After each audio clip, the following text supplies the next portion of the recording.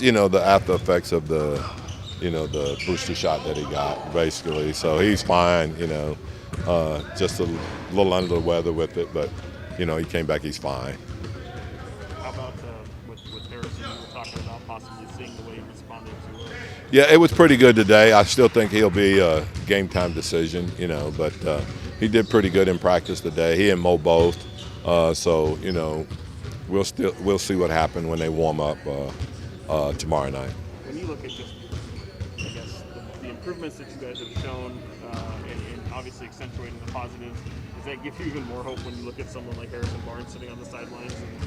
Well, we would hope so, because I think the guys that have stepped in has really done a good job, of taking advantage of an opportunity, I think, and they played good basketball and giving us an opportunity to win some games. So that's why you add depth to your team, and that's why you want to have depth. So in these situations, in these times where guys have to come in and play extended minutes when they're not accustomed to doing that, that makes it so much better, much more of a positive.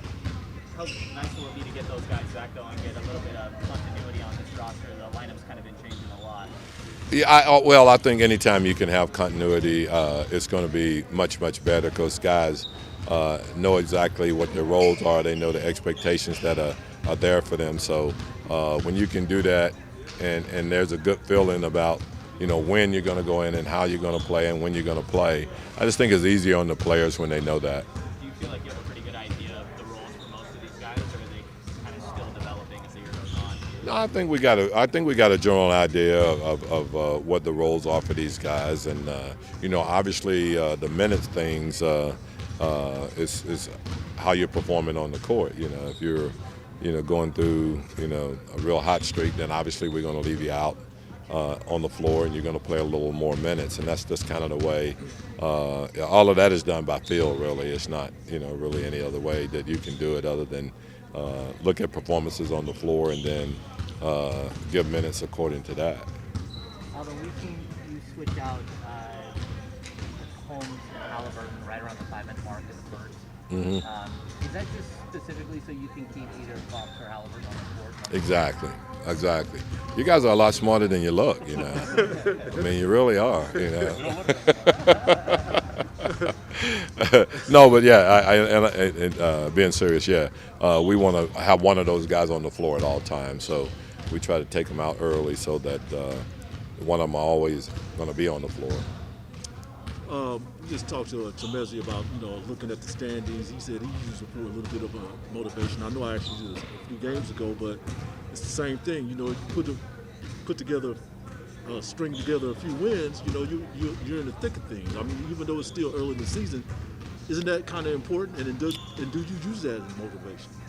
No, our motivation really is that we have to try to get better every day and play to the level that we think we can play at, and that's the motivation. Because I think if you use that type of thing as a motivation, the other part would take care of itself.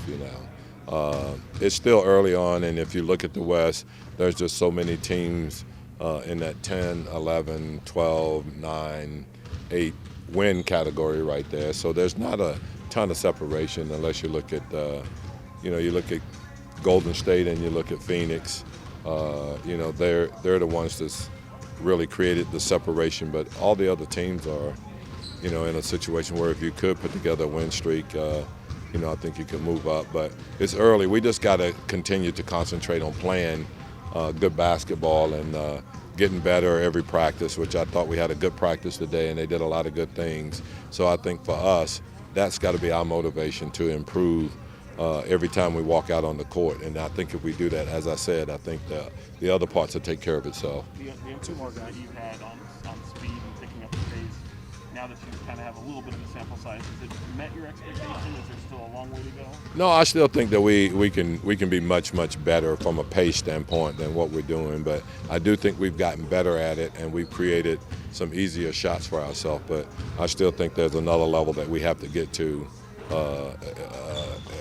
I think there is another level that we can get to, and I think if we get there, we're going to create more easier shots than we've been getting. Alvin, We've seen Marvin get more of an opportunity these past couple of weeks. As Mo and Harrison get healthy and come back, do you anticipate that those minutes and those opportunities will still be there for Marvin? I think so. I think he's played good basketball for us, and especially from a rebounding standpoint, we've struggled, on the boards, especially as far as giving up offensive rebounds. So, he's done a good job with that. So we'll continue to try to play him and give him minutes, and hopefully he can keep his level of play where it is. I know you said you and Luke saw eye to eye on most things and not much would change. Was maybe that particular question with Marvin an area where you saw things a little bit differently? No, not really. I mean, at the time, we thought everybody felt on the coaching staff that we were doing the right thing. So, and the opportunity came for him. A lot of it came because of injuries or guys out and things like that, and he's taking advantage of it. So I don't think it was a situation where, Luke had an opinion and mine differed from his. I didn't see it as that, because I think we talk about things all the time as a staff, and I think what you got to do is give Marvin credit for keeping himself prepared, and when the opportunity came, he took advantage of it.